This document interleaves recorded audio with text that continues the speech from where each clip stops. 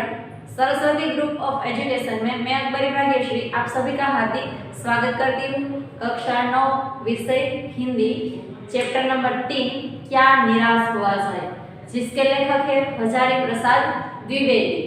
अब हमने अगले लेक्चर में देखा था कि क्या निराश हुआ जाए। इस शीर्षक ऐसा कहता है कि हमें निराश नहीं होना चाहिए लेकिन आशावादी बनना चाहिए।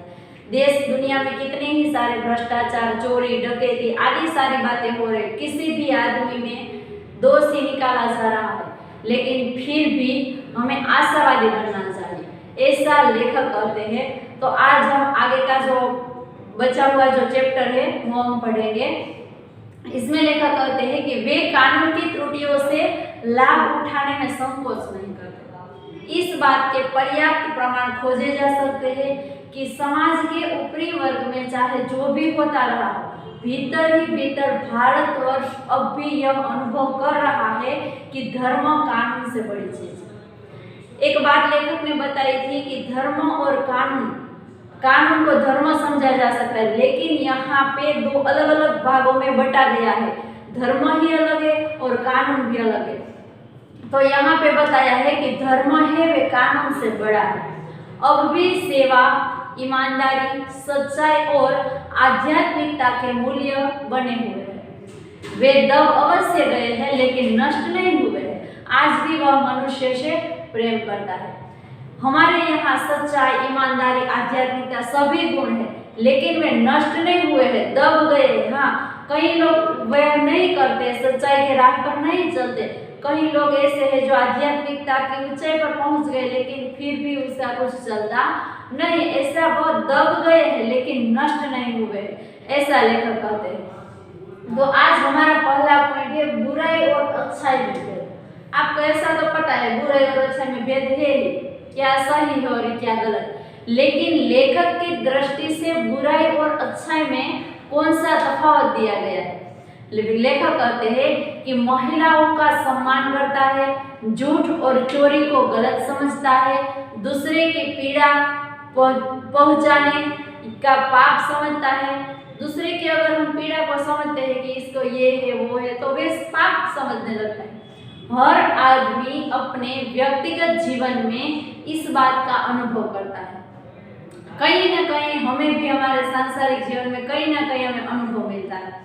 समाचार पत्रों भ्रष्टाचार के प्रति इतना आक्रोश है, वह यही साबित करता है कि हम ऐसी चीजों का गलत समझते हैं और से उन तत्वों की प्रतिष्ठा कम करना चाहते हैं जो गलत तरीके से धन या मान संग्रह करते हैं। दोषों का पर्दाफाश करना बुरी बात है। बुरा यह मालूम होती है कि किसी के आचरण के पक्ष को उद्घाटित करते समय उसमें रस लिया जाता है और दोषोद्घाटन के एकमात्र कर्तव्य मान लिया जाता है। बुराई में रस लेना बुरी बात है, अच्छाई को उतना ही रस लेकर उजागर न करना वो भी बुरी बात है। तो इसमें लेखक क्या कहते हैं, अच्छाई और बुराई के बीच अंतर। अगर हमें पता है ये बुरा कर रहा है और फिर भी हम चुप है तो वे भी, उसका अर्थ यह होता है कि हम भी उसके साथ शामिल है। लेकिन कहीं ऐसा है, कहीं अच्छाई है, कहीं अच्छाई हो रही लेकिन हम उसे बढ़ावा नहीं दे रहा है तो वे भी हमारी बुराई है। इसीलिए लेखक कहते हैं कि बुराई यह मालूम होती है कि किसी के आचरण के पक्ष को उद्घाटित करते समय उसमें रस लिया जाता है। कोई बुरा कर रहा है और हम उसमें साथ दे रहे हैं, रस ले रहे हैं तो हम भी बुरा कार्य करते हैं, ऐसा लेखक का मानना है। इसके आगे कहते हैं बुराई में रस लेना बुरी बात है, अच्छाई को उतना ही रस लेकर उजागर न करना और भी बुरी बात है। हम जो बुरा करते हैं, बुराई में रस लेते ये तो बुरी बात है ही, लेकिन हमें मालूम है जो अच्छाई है उसको भी हम दबा देते हैं, उसको भी हम आगे नहीं आने देते, उजागर नहीं करते तो वे उनसे भी बुरी बात है। घटनाएं ऐसी घटती है जिन्हें उजागर करने से लोकचित्त में अच्छाई के प्रति अच्छी भावना जगती है। कभी कभी हमारे यहाँ ऐसी घटनाएं घटती है कि जिसके कारण हमें उसको उजागर करना चाहिए। हमारे मन में ऐसी अच्छाई के प्रति अच्छी भावना जगनी चाहिए, लेकिन ऐसा कभी कभार नहीं होता है। अब लेखक का एक प्रसंग है रेलवे स्टेशन का प्रसंग। अब आपको बहुत ही अच्छा लगेगा, बहुत ही बढ़िया प्रसंग है। अब तक क्या यार दुनिया में कैसा अंतर है, भ्रष्टाचार, चोरी, डकैती, लेकिन ये जो दो प्रसंग है, लेखक की बस यात्रा और रेलवे स्टेशन का प्रसंग बहुत ही अच्छा है। तो पहले देखते हैं रेलवे स्टेशन वाला। तो कि एक बार रेलवे स्टेशन पर टिकट लेते हुए गलती से मैंने 10 के बजाय 100 रुपये का नोट दिया। समझना अच्छी तरह से, एक बार लेखक रेलवे स्टेशन पे गए और 10 की जगह गलती से उन्होंने 100 की नोट दे दी और मैं जल्दी में था इसीलिए गाड़ी में बैठ गया। थोड़ी देर में टिकट बाबू उन दिनों के सेकंड क्लास के। अब क्या हुआ, लेखक ने 10 की जगह 100 की नोट दे दी और वह बहुत जल्दी में थे इसीलिए वे अपने डिब्बे में सॉरी अपनी जगह पे आकर बैठ गए। लेकिन थोड़ी देर बाद वहां कौन आता है, टिकट बाबू, जो वो हमारे टिकट देखता है, टिकट चेकर टीटी, तो वे वहां पे आता है। और आगे क्या होता है हम देखते हैं। अब क्या हुआ, लेखक जल्दी में थे इसलिए उन्होंने 10 की जगह 100 की नोट दे दी और वे अपनी जगह आके बैठ गए। और वहां पे टिकट बाबू आता है और डिब्बे में हर आदमी का चेहरा पहचानता हुआ उपस्थित हुआ और वे डिब्बे में आया और सभी की तरफ देखता है, वह टिकट बाबू है वे। उसने मुझे पहचान लिया और बड़ी विनम्रता के साथ मेरे हाथ में 90 रुपये रख दिए। 90 रुपये यानी 90, गुजराती में उसको 90 बोलते। तो वे आए और उन्होंने 90 रुपये किसके हाथ में थमा दिए, लेखक के हाथ में, और बोला यह बहुत गलती हो गई थी, आपने भी नहीं देखा, मैंने भी नहीं देखा। उनके चेहरे पर विचित्र संतोष की गरिमा। कितना अच्छा प्रसंग है। कोई आदमी है उसके पास 100 की नोट गलती से चल गई, लेकिन वो चाहता टिकट बाबू तो अपने पास रख लेता, लेकिन फिर भी उसमें एक ईमानदारी नाम एक चीज, जो प्रामाणिकता है, उसके कारण वे है लेखक के पास आता है और बाकी के जो 90 रुपए है वो लेखक के हाथ में थमा देता है और उसके मन में संतोष की भावना है। यह देखकर लेखक चकित हो गए। कैसे कहूं कि दुनिया में सच्चाई और ईमानदारी लुप्त हो गई है। इसीलिए ही कवि ने शीर्षक रखा है, क्या निराश हुआ जाए। हम कैसे कह सकते हैं कि यहाँ पे सच्चाई और ईमानदारी नहीं, यहाँ पे है सच्चाई है, ईमानदारी है, प्रामाणिकता है, सभी है, लेकिन दोष भी ज्यादातर है। इसलिए हमें निराश नहीं होना चाहिए। वैसी अनेक अवांछित घटनाएं भी हुई है, परंतु यह एक घटना ठगी और धोखेबाजी की अनेक घटनाओं से अधिक शक्तिशाली है। एक बार दूसरा पॉइंट है लेखक की बस यात्रा। यहाँ पे हमने प्रसंग देखा रेलवे स्टेशन का, जो 100 की नोट दे दी थी लेखक ने। अब आता है बस यात्रा के बारे में। लेखक बस यात्रा करने गए। मेरे साथ मेरी पत्नी और 3 बच्चे भी थे। लेखक अकेले बस यात्रा नहीं कर रहे थे। कौन थे उसके साथ? 3 और लोग थे, उसकी बीवी और 2 बच्चे। बस में कुछ खराबी थी, रुक रुक कर चलती थी। गंतव्य से कोई 5 मील पहले ही एक निर्जन सुनसान स्थान में बस ने जवाब दे दिए। रात के कोई 10 बजे हो गए।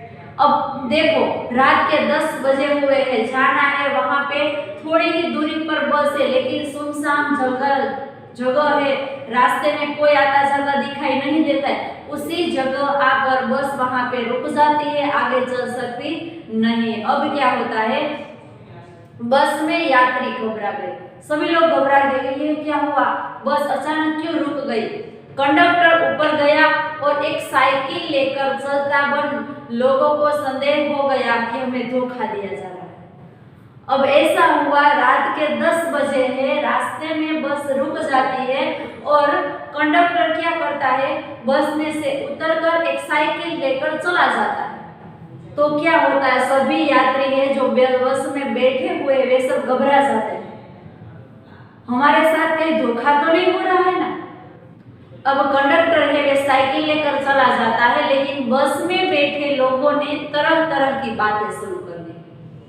किसी ने कहा यहाँ डकैती होती है, 2 दिन पहले इसी तरह एक बस को लूट लिया गया था, परिवार सहित अकेला मैं ही था, बच्चे पानी पानी चिल्ला रहे थे। कितनी सारी बातें बीच में हो रही है, कंडक्टर चला जाता है, बस में जो मुसाफिर बैठे हुए वे बोलते हैं यहाँ पे डकैती होती है, 2 दिन पहले ही एक परिवार को लूट लिया गया था। अब क्या होता है, क्योंकि लेखक अकेला ही ऐसे थे कि उसके साथ पूरा परिवार था, उसकी बीवी और 2 बच्चे, टोटल 4 लोग थे, 3 और 1 लेखक।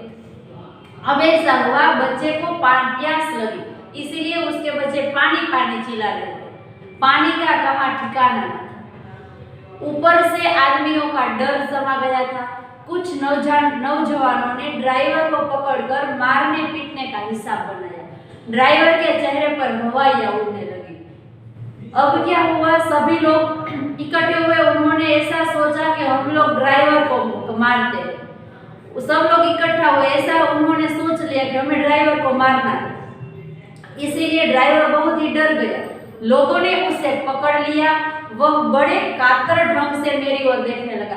कातर ढंग यानी भयभीत होकर उसके सामने देखने लगा, ढंग से उसके सामने देखने लगा और बोला, हम लोग बस का कोई उपाय कर रहे हैं। अब ड्राइवर है, उसको मारने के लिए सभी मुसाफिर लोगों ने सोच लिया। और क्या सोचा कि तुमने ऐसा क्यों किया, अगर कंडक्टर सही है तो वे चला क्यों गए, और वे साइकिल लेकर चला गया। तो सभी मुसाफिरों के बीच में ऐसी हलचल होने लगी कि ऐसा होना नहीं चाहिए। तब क्या होता है, बच्चों के साथ अकेले कौन थे, एक सिर्फ लेखक। अब ड्राइवर ऐसा करता है कि हम लोग कुछ प्लान नहीं कर रहे हैं, हम लोग आपको बचाने के लिए ही ऐसा कर रहे हैं। अब ड्राइवर है वे लेखक से करने लगा, बचाइए, ये लोग मारेंगे। डर तो मेरे मन में भी था, पर उसकी कातर मुद्रा देखकर मैंने यात्रियों को समझाया कि मारना ठीक नहीं है। अब लेखक को ड्राइवर बोले, हम लोग कुछ ऐसा करें जिसके कारण आप लोग बच सके। लेकिन लेखक कुछ कर नहीं सके। सभी यात्री है वे ड्राइवर को मारने लगे, परंतु यात्री इतने घबरा गए थे कि मेरी बात सुनने का तैयार नहीं हुए। कहने लगे, इसकी बातों में मत आइए, धोखा दे रहा है। मुसाफिर है वे लेखक को कहने लगे, आप लोग इस ड्राइवर की बातों में मत आइए, वे हमें धोखा दे रहा है, इसको हमें मारना ही चाहिए। कंडक्टर को पहले ही डाकुओं को यहाँ भेज दिया है। सभी यात्री डरे हुए थे, इसीलिए वे बोले, कंडक्टर तो वैसे ही चला गया, एक ड्राइवर बचा है, उसको हमें मारना ही चाहिए। मैं भी बहुत भयभीत था, पर ड्राइवर को किसी तरह मारपीट से बचाया। लेखक की बहुत डर गए थे, लेकिन फिर भी उन्होंने ड्राइवर को बचाया, क्योंकि कितने सारे लोग ड्राइवर को मार रहे थे। 1.5-2 घंटे बीत गए। मेरे बच्चे भोजन और पानी के लिए व्याकुल थे। लेखक के बच्चे को प्यास लगी थी, वे बहुत ही व्याकुल थे, परेशान थे। अब उसको भूख भी लगी है, लेकिन कुछ खाने या पीने के लिए वहां पे कुछ नहीं है। सुनसान जगह पर बस रुक गई है। मेरी और मेरी पत्नी की हालत बुरी थी, क्योंकि लेखक एक ही ऐसे अकेले आदमी थे जो पूरे परिवार के साथ वहां पे थे। लोगों ने ड्राइवर को मारा तो नहीं, पर उसे बस से उतारकर एक जगह घेर कर रखा। अब लेखक ने कहा इसलिए ड्राइवर को मारा नहीं, लेकिन बीच में ड्राइवर और पूरी और मुसाफिर उसको घेर दिए, वहां पे नीचे उतारकर ऐसे रखा उन्होंने। कोई भी दुर्घटना होती है तो पहले ड्राइवर को पता चलता। सभी मुसाफिर ऐसे सोचते, अगर कोई भी दुर्घटना होती है तो सबसे पहले ड्राइवर हमारे पास, इसीलिए हम सब लोग बच सकते हैं। ऐसा मुसाफिर लोग वे सोचने लगते हैं। अब सभी मुसाफिर ऐसा सोचते हैं, अगर कुछ भी ऐसा वैसा हुआ तो सबसे पहले ड्राइवर को समाप्त कर दिया जाए। उन्हें ऐसा उचित जान पड़ा। ये गिड़गिड़ाने का कोई विशेष असर नहीं पड़ा। इसी समय क्या देखता हूँ कि एक खाली बस चली आ रही है और उस पर हमारा बस कंडक्टर भी बैठा हुआ है। क्या कितना सारा गलत इस लोगों ने सोच लिया। मुसाफिर को ऐसा लगा कि ड्राइवर और कंडक्टर हमारे साथ धोखा कर रहे हैं, इसीलिए कंडक्टर चला गया ड्राइवर को मारने के लिए। सभी लोग इकट्ठा हो गए, लेकिन दूसरी ओर ऐसा हुआ कि कंडक्टर है वे नई बस लेकर चला आ रहा है, उसमें कंडक्टर बैठा है और नई बस आ रही है। उसने आते ही कहा, अड्डे से नई बस लाया। और कंडक्टर क्यों गया था साइकिल लेके, वे नई बस लाने के लिए गया था और वे वहां पे आ गया। कभी कभी ऐसा होता है, हम जो देखते हैं वे सही नहीं है, इसीलिए हमें पूरी तरह से पता न चले तब तक हमें कोई निर्णय ही नहीं लेना चाहिए। मुसाफिर लोगों ने बहुत ही गलत किया, ड्राइवर को मारने की बात की, ऐसा सोचा उसको मारा, लेकिन थोड़ी देर अगर उन्होंने राह देखी होती तो उसे पता चल जाता कि कंडक्टर उसके लिए सही रास्ता ढूंढने के लिए ही गया था। अब क्या होता है, उसने अड्डे से नई बस लाया हो, ऐसा कंडक्टर ने कहा, इस पर बैठिए, वह बस चलाने लायक नहीं है। फिर मेरे पास एक लोटे में पानी और थोड़ा दूध लेकर आया और बोला, पंडित जी, बच्चों का रोना मुझसे देखा नहीं गया, वही दूध मिल गया, थोड़ा लेता आया, यात्रियों में फिर जाना।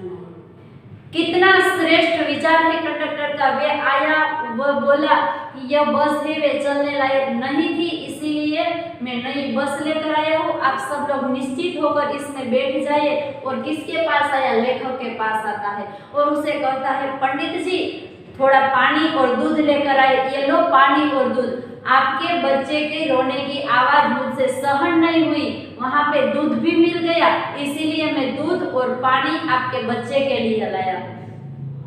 यात्रियों में फिर जाना है, सबको ऐसा हुआ अब कुछ गलत नहीं होगा।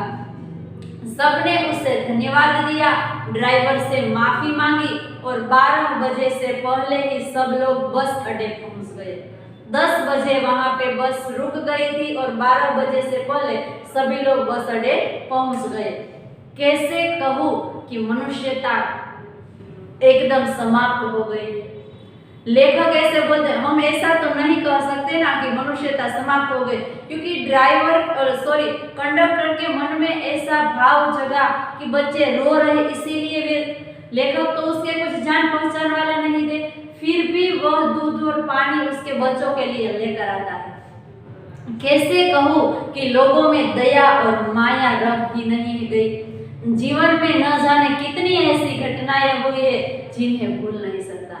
यहाँ तो लेखक के जीवन का प्रसंग है, आपके जीवन में भी ऐसी घटनाएं हुई होगी जो आपने पहले गलत सोचा और उसके बाद वे कुछ और ही निकला हो, तो उसी प्रकार ऐसी घटनाएं हमें भूलनी नहीं चाहिए।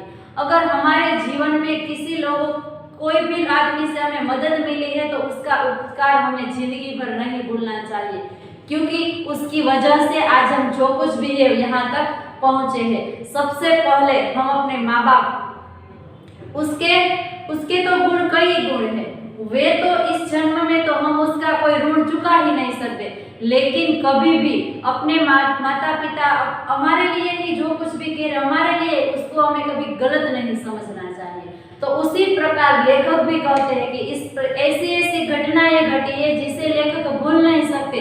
तो हम कैसे ऐसा कह सकते हैं कि देश में ऐसा भ्रष्टाचारी सब जगह नहीं है, सभी जगह। अब इसके सारांश के रूप में लेखक कहते हैं, ठगा भी गया हूँ, धोखा भी खाया है, परंतु बहुत कम स्थलों पर विश्वासघात नामक चीज भी मिलती है। हमारे जीवन में भी ऐसा हुआ है, कई तरह से धोखा मिला हो, विश्वासघात हो, हमारे सामने ऐसे प्रसंग होते हैं। केवल उन्हीं बातों का हिसाब रखो जिनमें धोखा खाया है, तो जीवन कष्टभर हो जाएगा। परंतु ऐसी घटनाएं भी बहुत कम नहीं है जब लोगों ने अकारण सहायता की है, निराश मन का ढाढ़स दिया है। ना ढाढ़स यानी तसल्ली देना। हमें ऐसा नहीं सोचना चाहिए उन्होंने मेरे साथ बुरा किया, मैं भी उसके साथ बुरा करूं। लेकिन कभी कभी हमारे जीवन में ऐसी अच्छाइयाँ भी होती है, कई दूसरे लोगों ने हमारी मदद की, सहायता की, कोई भी जान पहचान के सिवा फिर भी हमारी मदद करता है, हमारे कष्ट को दूर करता है। तो ऐसी बातें हमें याद रखनी चाहिए। जब लोगों ने अकारण सहायता की है, निराश मन को तसल्ली देनी चाहिए। अगर कभी कभी हमारा मन निराश हो जाता है तो कभी हमें ऐसी बातें सोचनी चाहिए कि ऐसी ही बातें हैं जो कभी लोगों ने हमें सहायता भी की है और हिम्मत बढ़ाई है। कभी कभी हम निराश हो जाते हैं तो कोई ऐसा हमारा दोस्त है जो हमारे पास आकर हमारी हिम्मत बढ़ाता है, तो ये बात हमें याद रखनी चाहिए। कई बार रविंद्रनाथ ठाकुर ने अपने एक प्रार्थना गीत में भगवान से प्रार्थना की थी कि संसार में एक बहुत ही बढ़िया बात है, याद रखना। अगर आपको प्रश्न उत्तर के में आए तो उसका जवाब ऐसे ही लिखना है। अगर एक प्रार्थना गीत में भगवान से प्रार्थना की थी कि संसार में केवल नुकसान ही उठाना पड़े, धोखा ही खाना पड़े, तो ऐसे अवसरों पर भी हे प्रभु मुझे ऐसी शक्ति दो कि मैं तुम्हारे ऊपर संदेह न करूं। रविंद्रनाथ ठाकुर ने कहा है, ईश्वर से प्रार्थना करते हुए कहा था कि मेरे जीवन में कभी ऐसा आए, मेरे सामने कितनी बड़ी मुश्किलें आ जाए, मुझे धोखा मिले, तभी मैं ईश्वर तुम्हारे पर संदेह न करूं। और हम लोग क्या करते हैं, कभी कभी हमारे साथ बुरा होता है तो हम कहते हैं हे ईश्वर तुमने ऐसा क्यों कर दिया, आज से मैं आपका नाम नहीं लूंगा, मैं आपके मंदिर नहीं आऊंगा। ऐसा हमारे मन में क्रोध आ जाता है। लेकिन जो होता है वे अच्छे के लिए ही होता है, और जो होने वाला है वो भी अच्छा ही होने वाला है। इसीलिए हमेशा पॉजिटिव ही रहना चाहिए, कभी हमें बुरा नहीं सोचना चाहिए। आपको पता है ना, गांधी जी के 3 बंदर है, बुरा मत देखो, बुरा मत सुनो और बुरा मत सोचो। हमें हमेशा पॉजिटिव रहना चाहिए। इसीलिए रविंद्रनाथ ठाकुर कहते हैं कि हे ईश्वर कभी मेरे जीवन में मुश्किल आ जाए, कठिनाइयां आए, लेकिन मुझ में ऐसे तुम शक्ति देना कि जिसके कारण मैं आपके ऊपर संदेह न कर सकूं। मनुष्य की बनाई विधियां गलत नतीजे तक पहुंच रही है, तो इन्हें बदलना होगा। मनुष्य के पास कई ऐसी विधियां जो गलत तरह से उपयोग की जाती है, गलत उसका सब इस्तेमाल कर रहे हैं, लेकिन हमें ऐसा नहीं करना चाहिए। वस्तुतः आए दिन इन्हें बदला ही जा रहा है, लेकिन अब भी आशा की ज्योति बुझी नहीं है। कितनी परिस्थिति आई, कठिनाई, तो हमें आगे बढ़ना है, हमें आशावादी बनना है। महान भारतवर्ष को पाने की संभावना हुई है, बनी रहेगी। मेरा मन निराश होने की जरूरत नहीं। लेखक अपने मन से कहता है पूरा भारतवर्ष बदलने वाला है, हमारे मन को निराश नहीं होना चाहिए, हमें निराश होने की कोई जरूरत ही नहीं है, कोई आवश्यकता ही नहीं है। तो यहाँ पे हमारा ये जो गद्य है क्या निराश हुआ जाए, यह खत्म होता है। लेकिन इसका सारांश वस्तुतः यही है कि हमारे जीवन में कितने सारे दोष, भ्रष्टाचार, चोरी, डकैती है, ये सब बातें तो है ही, लेकिन उसके विरुद्ध जो कुछ अच्छी बातें हैं, तो हमें अच्छी बातें को याद कर हमेशा सही तरह सोचना चाहिए। हमें जीवन में निराश नहीं होना चाहिए। इतनी सारी अच्छाइयाँ है, 1-2 बुरी बात है तो इसमें बुरी बात की तरह नहीं देखना चाहिए, हमें अच्छाइयों को देखना है, इसीलिए निराश नहीं होना चाहिए। शीर्षक है ना, क्या निराश हुआ जाए, तो हमें निराश नहीं होना चाहिए, आशावादी बनना चाहिए।